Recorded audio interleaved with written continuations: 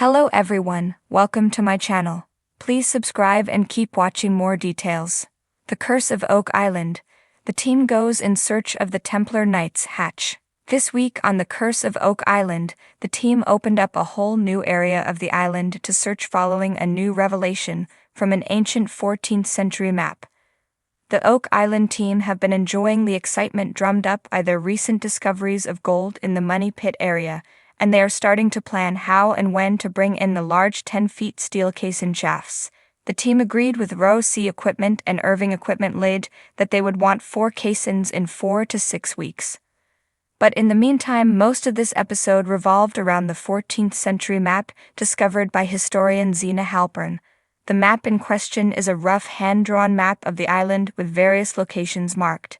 It was written in French, and Halpern dated it to 1347 and concluded that it was drawn by a Templar knight or somebody connected to the Templars.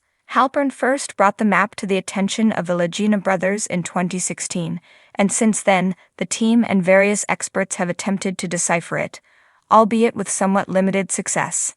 This week, the team assembled in the war room to hear from Oak Island theorist Matt Sant, who has been studying Halpern's map, and recently contacted Marty Legina to say he'd found something the guys had missed. Was Zena Halpern's map misinterpreted?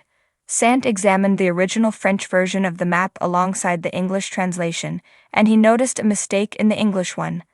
The English map pinpointed 2 locations that were labeled the hole under and the hatch. The Oak Island team have long been fascinated by the hatch and have tried and failed to locate it. However, Sant now claims that the hand-drawn location pointer lines for the English version were incorrect, and that it was just one location called the hole under the hatch. This makes a hell of a lot more sense grammatically, and also explains why the guys never found the so-called hatch, as they were looking in the wrong place. The below image shows the initial English version with the incorrect pointer lines, whereas a close-up of Sant's version reveals that the hole under the hatch is one location. Oak Island team then went in search of the hatch. Sant suggested to the guys that they take a shovel and go searching for the hatch, to which the guys promised to do precisely that. In fact, they did one better than that.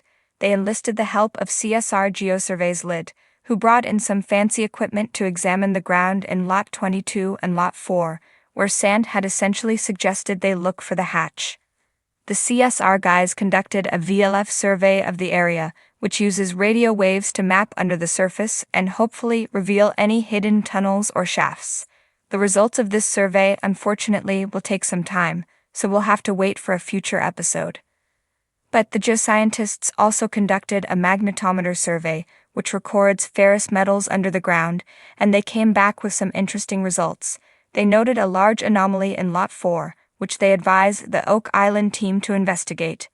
Jack Begley pointed out that the anomaly was very close to the so-called hatch marked on Zena's map, and he was backed up by surveyor Steve Guptill, who said it matched his work in mapping the general location of the hatch. The salty wind whipped through the trees on Oak Island as the morning sun struggled to break through the overcast sky. The island had always held secrets, mysteries buried beneath the surface, whispering through the ages. Today the team was preparing to uncover a new chapter, one tied not only to treasure but to history itself. Rick and Marty Legina, the unwavering brothers who had dedicated years to this island, stood at the edge of the dig site, their faces creased with both hope and apprehension. For years, whispers of the Knights Templar had echoed across the island's storied past. Ancient symbols, strange artifacts, and encrypted clues had pointed to something more than pirate gold, something deeper, older, a mystery that reached back centuries. The team had uncovered cryptic carvings, a stone cross, and even strange anomalies in the land that suggested an ancient presence. But it was one lead that had eluded them for years: the so-called hatch. It was rumored to be a hidden entrance, an underground vault constructed by the Knights Templar themselves. Some said it housed their most guarded secrets, possibly even the fabled Holy Grail or the Ark of the Covenant. Others believed it was simply a door to a trove of immense wealth. The hatch had been referenced in scattered documents and hinted at in folklore, but no one had ever seen it, until now. The breakthrough had come just weeks earlier when the team unearthed a carved stone slab near the swamp, an area notorious for odd findings. The slab bore a symbol resembling the Templar cross intertwined with a serpent, an emblem rarely seen, suggesting that what lay beneath could be tied to an ancient order. Below the stone, using ground-penetrating radar, they had detected a hollow space. It was an anomaly too deliberate to be a natural formation. The hatch, it seemed, was real, and the team now stood on the precipice of discovery. "Do you think this is it?" Rick asked, his voice low and filled with awe as he stared at the ground below him. He had a way of speaking that made even the most hardened treasure hunters around him feel as though they were part of something legendary. Marty, more pragmatic but no less excited, nodded. "It has to be. We've been chasing this for years. Whatever's down there, it's part of something big." With the entire team gathered, Craig Tester, Jack Begley, Gary Drayton, and the others, they began their descent into the depths. Heavy machinery roared to life, drilling into the earth where they believed the hatch lay. As the metal teeth gnawed into the rock and dirt, the air was thick with anticipation. Hours passed, and the sun began to dip lower in the sky. The team's conversations grew more sporadic as tension mounted. Every dig on Oak Island was like this: an emotional roller coaster. One moment you were inches away from a major discovery, and the next you were met with nothing but clay and waterlogged earth. But this time was different. This time they were chasing something sacred, something tied to one of the greatest mysteries in history. Finally, the drill hit something that wasn't earth. A metallic clang echoed through the speakers in the operations trailer. "Hold it," Marty shouted, his eyes wide with excitement. The drill operator killed the engine, and silence fell over the group. The hatch was beneath them. Gary Drayton, ever the eager metal detectorist, rushed forward with his equipment. The screen lit up with readings. "This is no ordinary metal," he said, grinning from ear to ear. "This is old, and it's deep." Rick looked to Marty, the two exchanging a glance that held years of shared hopes and setbacks. This could be it. The team worked quickly to clear the debris, and as the final layers of dirt were removed, they saw it.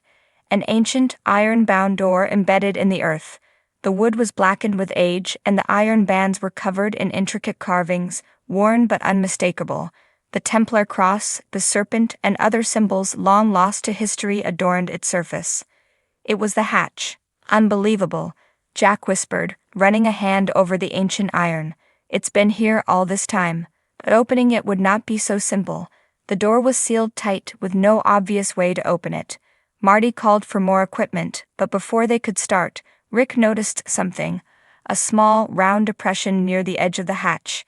It was barely noticeable, but it was there. "A keyhole?" Rick asked, kneeling beside it. Craig Tester examined it closely. "Could be, but not for any key I've ever seen." Just then, Jack pulled out a medallion the team had found years earlier. It had always puzzled them, a strange artifact with no known purpose. But now, as they compared it to the size and shape of the indentation, it became clear. "Give it a try," Marty said, excitement creeping into his voice. With steady hands, Rick inserted the medallion into the hole. It fit perfectly. There was a soft click, followed by a low rumble from beneath their feet. Slowly, the hatch began to rise, ancient mechanisms creaking as they moved for the first time in centuries. The team stood back, watching in awe as the door lifted, revealing a dark, stone staircase descending into the earth. The air that wafted up from below was cool and damp, and it carried with it the weight of history. This was no ordinary treasure vault. This was something older, something untouched for generations. Without hesitation, the team donned their headlamps and began their descent into the unknown. The stone steps were worn smooth from use, but by whom? Templar knights? Earlier explorers? No one could say. The tunnel stretched far beneath the island, deeper than any they had explored before. Along the walls, carvings and strange symbols glowed faintly in the light of their lamps, ancient warnings or messages lost to time. As they reached the bottom, they found themselves standing before a massive stone door, larger than the hatch above. This door bore the unmistakable seal of the Templar Knights, along with a single word etched deeply into the stone.